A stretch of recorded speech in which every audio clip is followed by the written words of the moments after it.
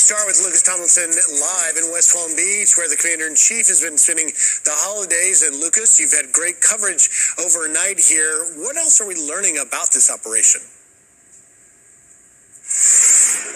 Good morning, Griffin. A daring operation in the pre-dawn hours and 2 a.m. local in Caracas, 1 a.m. East Coast time. U.S. Special Operations Forces flew in from off the coast of Venezuela to snatch Venezuelan leader Nicolas Maduro and his wife. President Trump announcing the news on Truth Social a short time ago. I'll read it for our viewers. It says, quote, "The United States of America successfully carried out a large-scale strike against Venezuela and its leader, President Nicolas Maduro, who has been, along with his wife, captured and flown out of the country.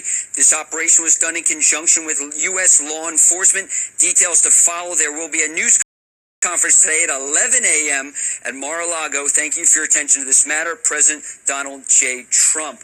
And just before the assault force arrived at Maduro's compound, you can imagine the intelligence that U.S. intelligence agency had to have to know where to send the assault force to be able to locate and grab Maduro as well as his wife. You had numerous airstrikes throughout Caracas targeting Maduro's forces at a military base in Caracas as well as an air base, also Venezuela's largest port. And this is something President Trump has been threatening for months. It started with the drone strikes on the alleged drug boats in the Caribbean and the Eastern Pacific, over 24 to date, killing over 100 people. You saw it when U.S. forces seized, as a law enforcement matter, the oil tankers that the Trump administration said were associated with the Maduro regime. The goal is to cut off the drug and oil revenue stream for Nicolas Maduro. And for months, we've heard President Trump say that Maduro must go, and Maduro was very defiant,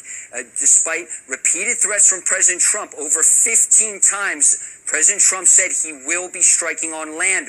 Recall on Monday, we heard the president confirming that the CIA struck a target along the coast of Venezuela, destroying some of Maduro's drug boats.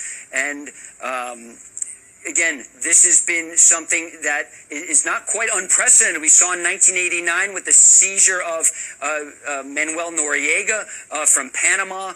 This is something that the president wanted.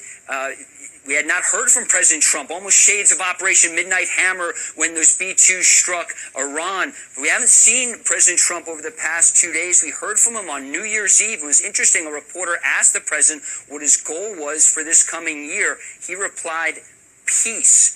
Well, for the President Nicolas Maduro, he didn't get that. Now, we did hear from Maduro yesterday, guys.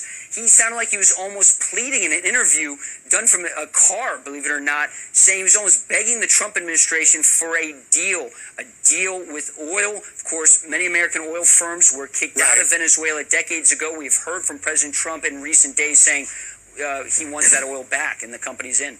Well, and it's excuse me, pretty clear, Lucas, that the clock had run out for Nicolas Maduro to come to the table despite that interview that he did. Lucas, we're just getting a tweet this morning from Senator Mike Lee, who is saying just got off the phone with Secretary Rubio. He informed me that Nicolas Maduro has been arrested by U.S. personnel to stand trial on criminal charges in the United States, and that the kinetic action we saw tonight was deployed to protect and defend those executing the arrest warrant. This action likely falls within the president's inherent authority under Article 2 of the Constitution to protect U.S. personnel from an actual or imminent attack. It's interesting as we read that, Lucas, the Vice President, Delcy Rodriguez of Venezuela, took earlier to state TV in Venezuela demanding proof of life of Maduro, but it's pretty apparent that it's unclear who is running that country right now. You're looking live at some of the strikes that were carried out there.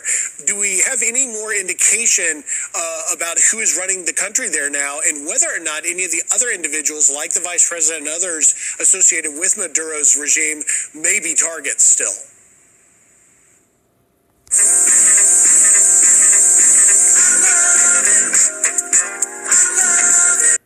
May be targets still.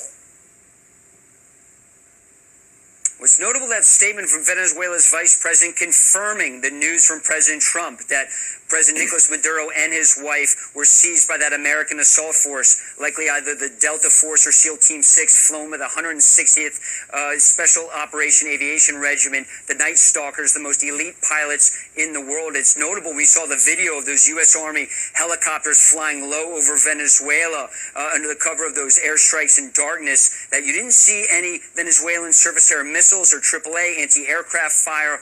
And it's notable, Griff, that I spoke to Elliot Abrams, President Trump's former special envoy to Venezuela recently. He said this was a showdown between President Trump and Nicolas Maduro, and there could only be one winner.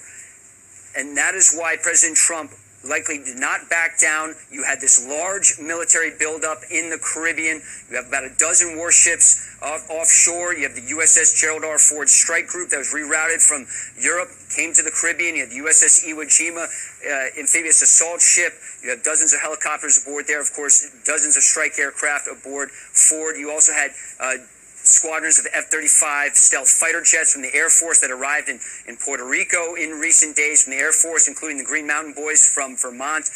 You also had the Marine Corps F-35 Bravo version also on the ground in Puerto Rico. So you had this large armada and firepower assembled. You had KC-135 refueling planes in the Dominican Republic.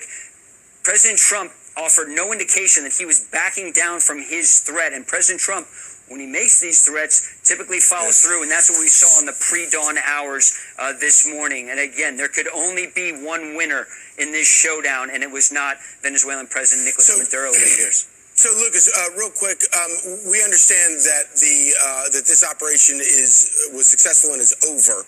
But do you have the sense that it is in fact over with and the firefight is finished? And then where do we go from here?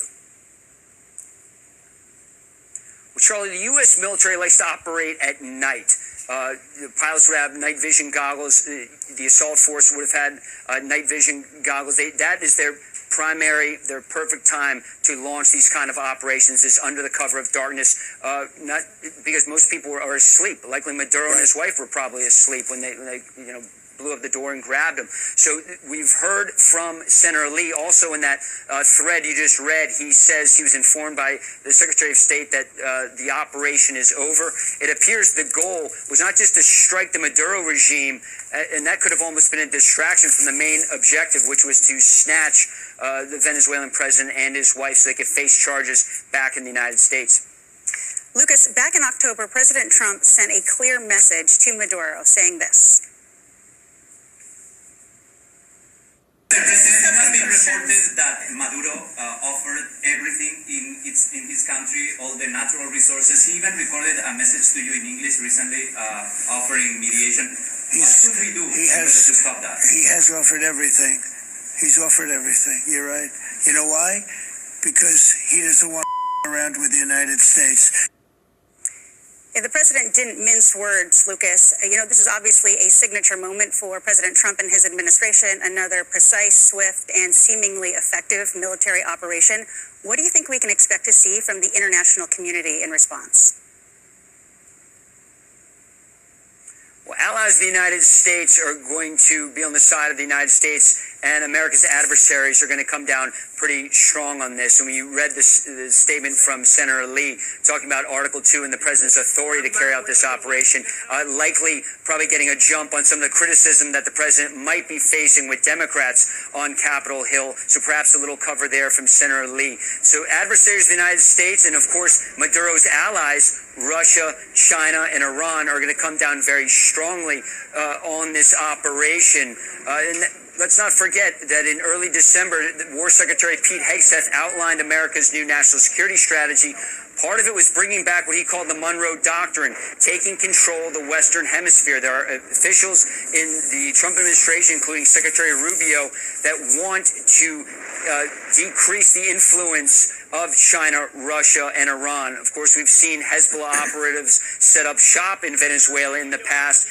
This was all the reason that President Trump wanted a change in Venezuela. I'm Steve Ducey. I'm Brian Kilmeade. And I'm Ainsley Earhart. And click here